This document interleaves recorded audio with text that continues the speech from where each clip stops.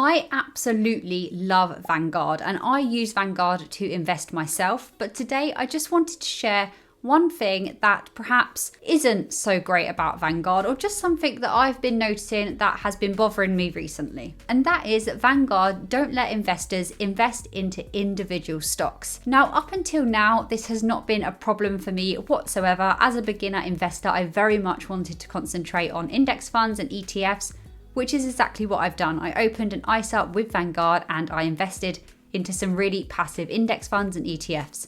So far, so good. But now in my investing journey, I've kind of reached the point where there are some particular companies or an array of companies that I'm particularly interested in. And I would like to explore that a little bit more and maybe invest in those companies within my ISA. And I can't do that on Vanguard. At the moment, I have my ISA on Vanguard and then I have a free trade account as well where I do some individual investing, some investing into individual stocks. But I would much rather, for tax reasons, have everything under my ISA. And at the moment, I'm particularly interested in dividend growth investing, and it's something that I want to dip my toes into a little bit more. But I'm kind of wondering how best to do that. Do I leave my ISA with Vanguard and get those really, really low ongoing fees and invest into individual dividend paying stocks perhaps on a different platform that's outside of my ISA? Or would it be best to move away from Vanguard onto a different platform, pay higher fees, but get everything to sit within my ISA? If you've got an opinion on that, do let me know below, because I'm really confused by it right now. But obviously, Vanguard was set up a long time ago, and it was set up with the purpose of putting the investor first. The whole point of Vanguard and why they're loved by so many people is because they save investors a lot of money. They let investors have more of their returns. And that's because they're able to keep their fees so low. The Vanguard fees cannot really be seen anywhere else on the market. You don't really get any other platforms that will charge such a little amount. And one way that they've been able to keep the fees really, really low on Vanguard is because they concentrate on these really passive investment types.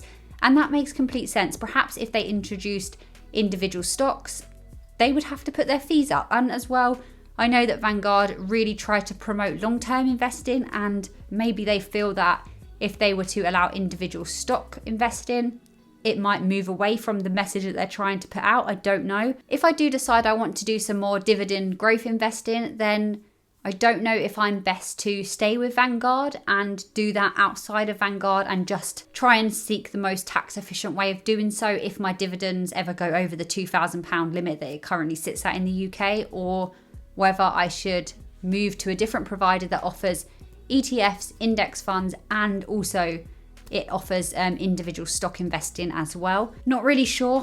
When I signed up to Vanguard, I was a beginner and I just pretty much wanted those low ongoing charges. And don't get me wrong, Vanguard is fantastic. You can't really beat them in terms of ongoing charges. You really can't. And as well, I don't know if I really do need to invest into individual stocks. I'm very confused by it right now.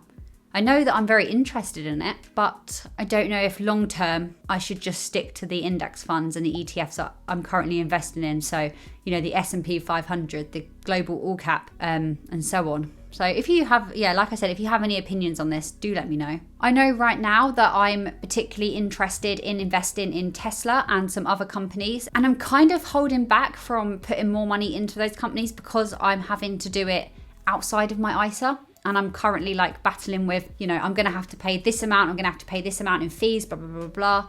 Whereas if it was under my ISA, it'd be a lot more tax efficient. Yes, I would, if I moved platforms, I would still have to pay, fees associated with investing into US stocks when I don't live in the US. But it probably would be more tax efficient, especially if I was getting paid dividends. And, it's something that I'm just not sure on right now, and I don't want to just wait on it and sit on the idea for ages and ages and not really know what to do. There are other companies, not just Tesla, but I'm not going to go into them in this video because I just wanted to put this out there to try and get some opinions really. I know a lot of people that watch my channel are investors themselves and are investors that have been into investing a lot longer than I have. So I'm kind of putting this video out there to get some opinions and some points of views that maybe I haven't heard yet, just so I can make a really informed decision. So definitely let me know whether you think this is a good idea or a bad idea. But yeah, just to sum up, I absolutely love Vanguard and I would recommend them to anyone, especially beginners. It's a fantastic